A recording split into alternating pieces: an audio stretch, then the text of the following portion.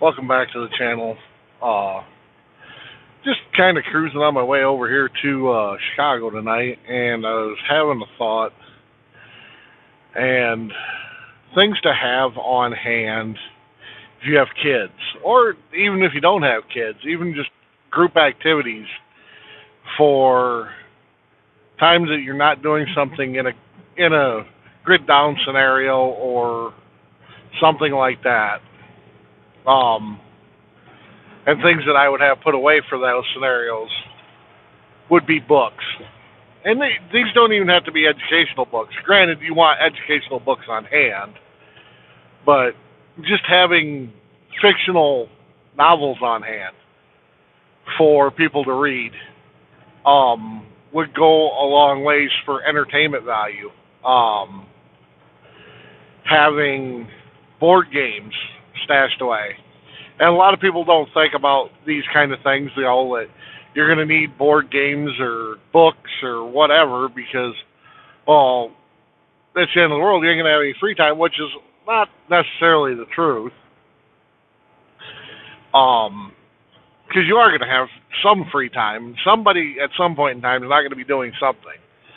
So having decks of cards or Yahtzee pads or board games, things like that, especially if you have kids, something for them to entertain themselves. Have a swing set outside, that kind of thing.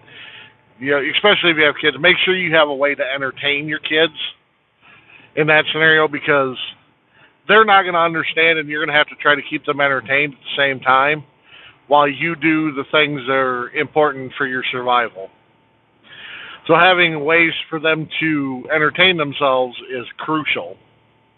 And you can teach them to garden and do chores and stuff like that, but there's going to be times where there's just nothing for them to do. You're not going to send your kids out on a guard duty or, on night watch or what, you're not going to do that to your children. So keep that in mind, especially books, because if you have a decent selection of books, you can entertain yourself for a week in a book, 2 weeks. If you have a series of books, it's good things to have because you can just entertain yourself. Word puzzle books. And what I would do there is if you get a word puzzle book, get like several of them. And if you have a copier, like a printer, scanner, copier, copy the pages and make like different folders for your kids so you can use the same book. You don't have to buy it once, and you can make multiple copies of it and make little like pamphlets for your children to have in their. You can put one in their go bag, or you can have it, stashed away. You can have those pamphlets stashed away for them so they have mind stimulating things to do while you do adult things. Teach them, things they can do around the house that aren't super stressful or super hard. Give them chores to maybe sweep the house or do the dishes. Help them take part in what's going on, along with making sure that they have something to do when there's things that they can't take part in. Like I said, kids a lot of times get overlooked, and people think that they're going to turn their kids into super warriors like them, and that's not the case. Kids are going to be kids, and you're going to have to find ways to entertain them. So keep that in mind. And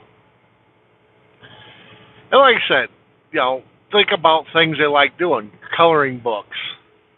Heck, adults can take fun in having coloring books. If you have free time, color with your kids. I mean, I used to color with my niece all the time. So, it's one of those deals that you may take and enjoy doing some of those things. Have crayons on hand. Crayons, last I knew, I haven't bought crayons in a while, but they're not super expensive. Have 5-6 boxes of crayons stashed away. It's little things like that still bring some normalcy in a bad scenario that you can look forward to. They're little comforts. They're going to help morale. Granted, it's going to take up space that you might think is needed for other things, but at the same time, it's necessary because you have to stimulate your mind in other ways than just work. And the books are great for adults and kids. Have kids' books, adult books. Musical instruments, if you play any. If someone knows how to play guitar, or something along those lines, it's beneficial too. Music is very stimulating. So don't get all caught up in all the hardcore stuff too. I mean, you got to think about when there's downtimes, because if it's raining out or snowing or something, you're going to do the main chores, and then if it's raining, you're not going to go out because you're not going to want to get a cold, because in that scenario, getting sick is absolutely terrible idea. And comfort things. If you drink coffee, have coffee on hand. Have some tea on hand. Have things like your kids like to drink, like Kool-Aid packets. Now, I'm not sure what the lifespan is on Kool-Aid packets, but if you got a bunch in the cabinet, just cycle through them. Because those things are comforting to kids. Having a sweet drink, some lemonade, all these things are morale boosters. Not everything has to be the hardcore warrior thing of prepping. There's a softer side to it too that you have to take into consideration.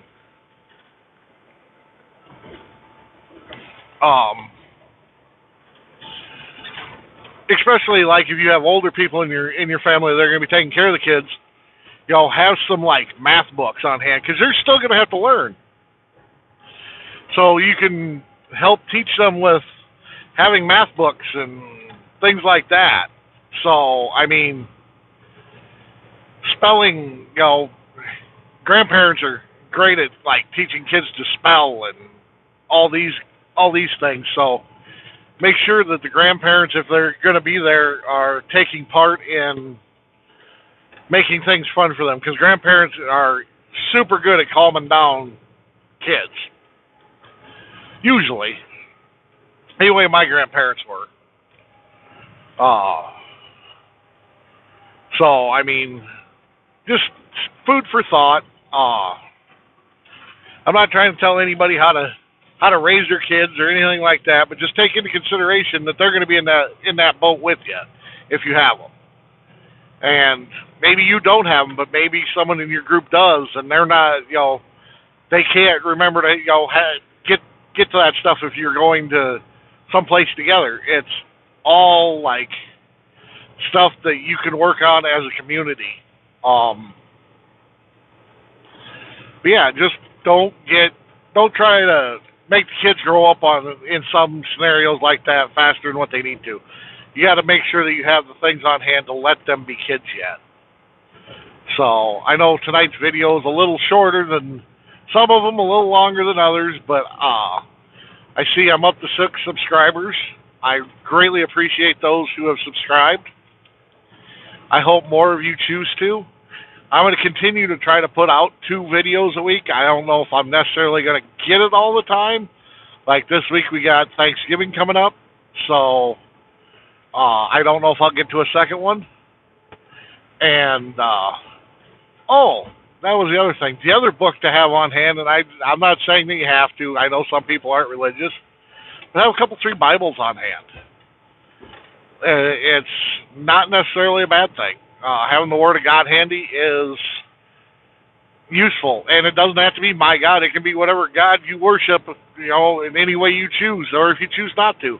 Just a suggestion.